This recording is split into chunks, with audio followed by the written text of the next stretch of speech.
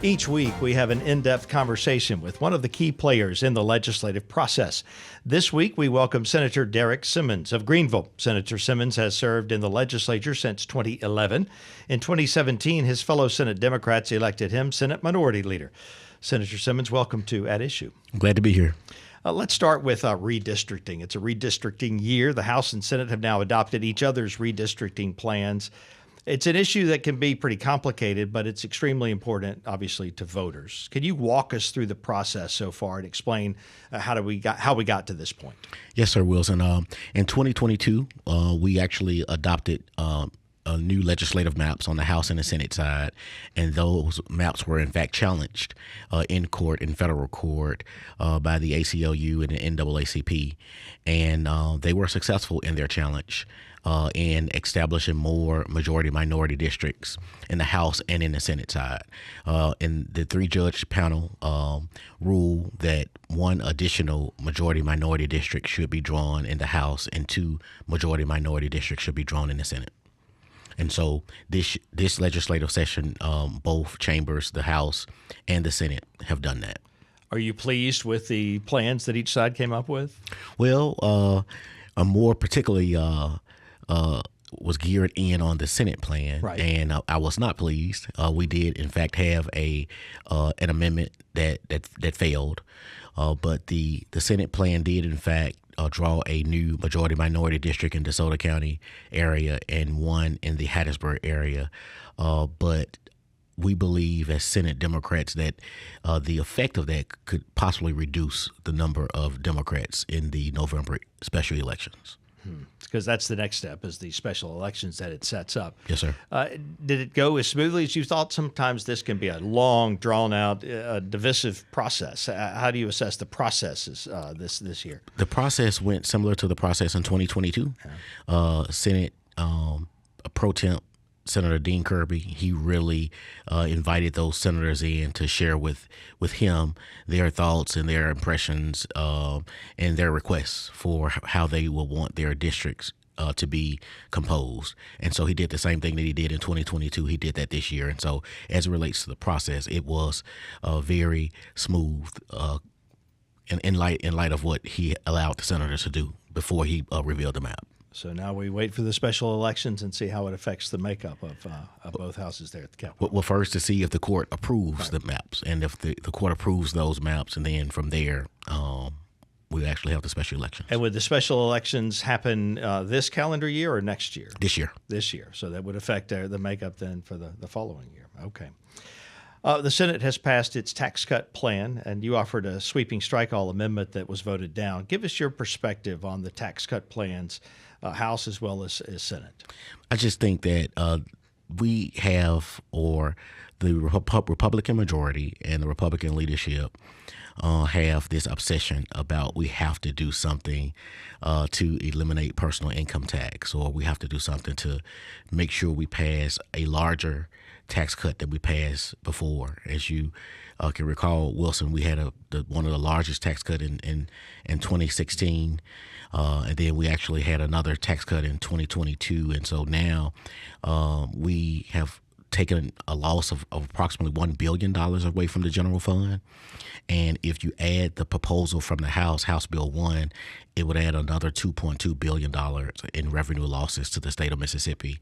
The Senate plan was a little more measured, and it will take away another $500 million. And so you're looking at about a $3.2 billion loss to the general fund if you adopt the House plan, and if you adopt the Senate plan, another $1.6 billion from the general fund. And the position that we take as legislators who want to make sure we can maintain vital functions of government, whether it's maintaining roads and bridges, whether it's providing health care, whether it's fully funding our schools, funding our agencies, trying to do everything we can to not only attract but retain state employees, fund our retirement system.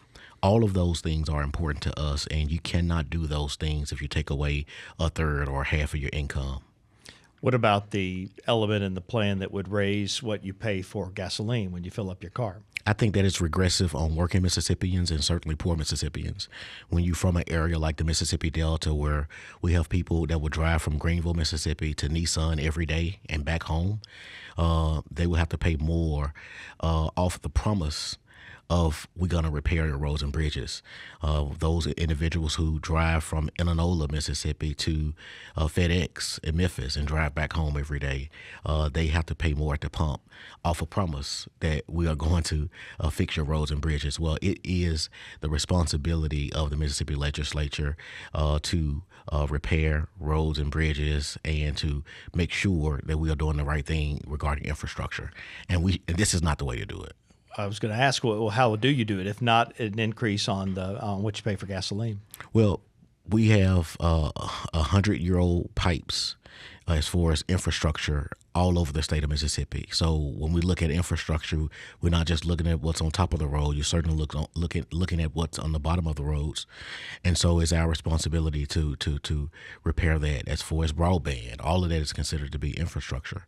And the way you do it through bonds, you do it through appropriations, you do it by being good stewards of the taxpayer dollars and make the right decisions as it relates to roads and bridges. But to do that, the state can't afford to also cut taxes in the process, you say? You cannot cut taxes and raise it at the pump off this promise that, well, we're going to maintain or fix your roads and bridges. That's just not the way to do it, Wilson. The ballot initiative bill died this session. It was an issue that you championed. Do you think we'll see it again next year? For the fourth consecutive year since the Mississippi Supreme Court declared our ballot initiative unconstitutional, legislative Democrats have pushed for the restoration of the ballot initiative. I will be front and center next year on trying to make sure we get a ballot initiative. It is so important when we at the Mississippi legislature fails to speak on behalf of the people we represent, that they have an opportunity to exercise their fundamental and their sacred right to go to the ballot and put something on the ballot to be voted on. And right now they do not have that opportunity.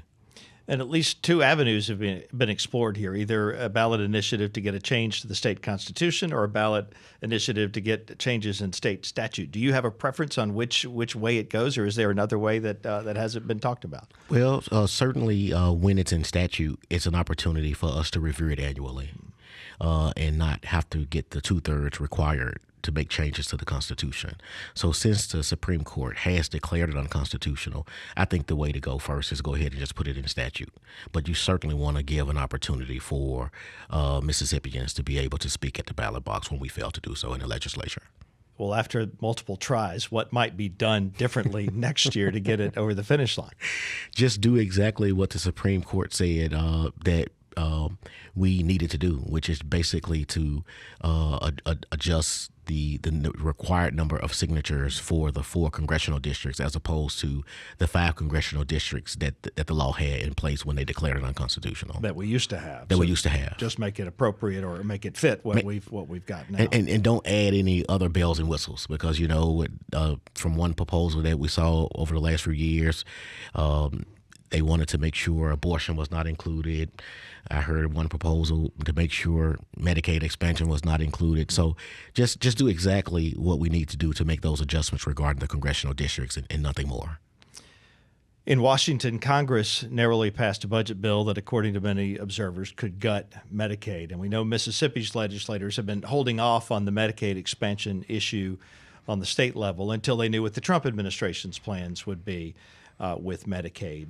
And given recent events, where do you think we are now, and will this still come up during this year's state legislative session? I don't think the legislative will is there to do anything regarding Medicaid expansion.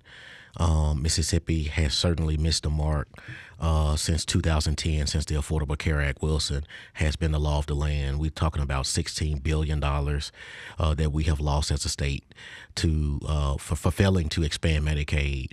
200,000 Mississippians who work every day, who just need the access to health care that so many other Mississippians have.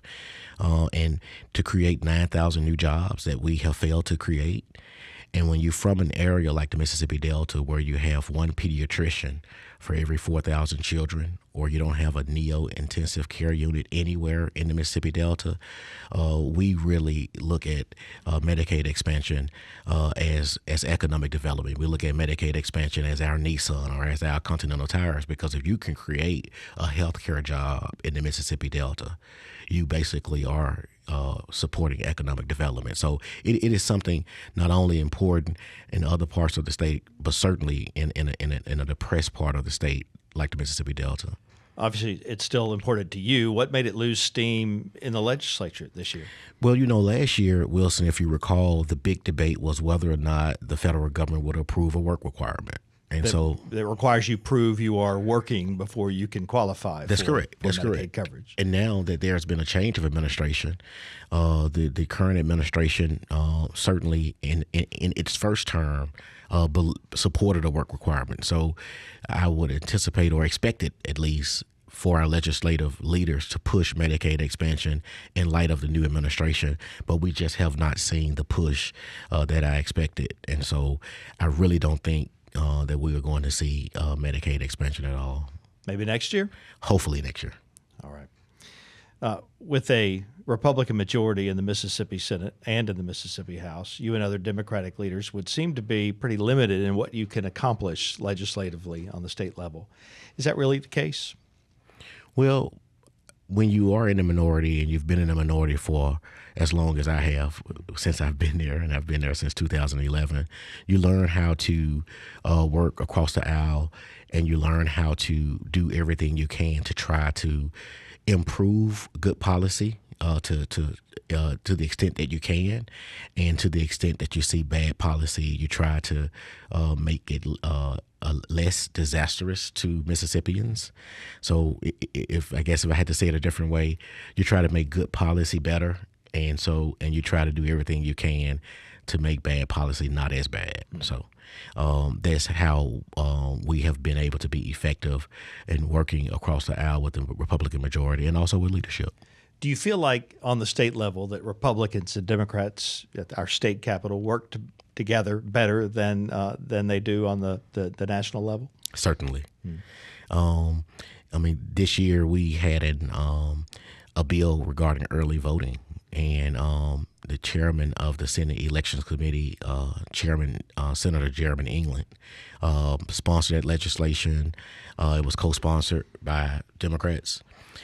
He took some heat from that that as well. He took some heat from that, and you really don't expect what we saw from the state's top elected leader to attack Senator England the way he did, certainly off a policy that a lot of Republicans nationally believe to be a good policy. And so it's the right thing to do, to give people an opportunity to exercise that fundamental and that sacred right to vote, and to do that early if at all possible. But yeah, we certainly would like to see that legislation. We transmitted that to the House, and now it's in the House of Representatives to see what consideration, if any, they would give to it.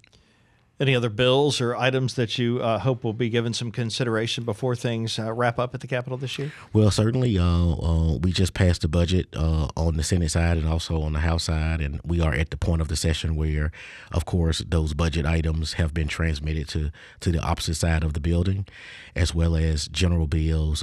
As of Tuesday was a major deadline, Wilson, for general bills and constitutional amendments to pass the committees from the other chamber. So the Senate had to pass the House bills out of committee, and the House had to pass Senate bills out of committee. And so right now, for the rest of the week until next Tuesday or Wednesday, we will be working on the floor to get those general bills off the floor. So lots to do between now and then. Yes, sir. Senator Derrick Simmons, thank you for joining us this week on At Issue. Thank you, Wilson, for having me.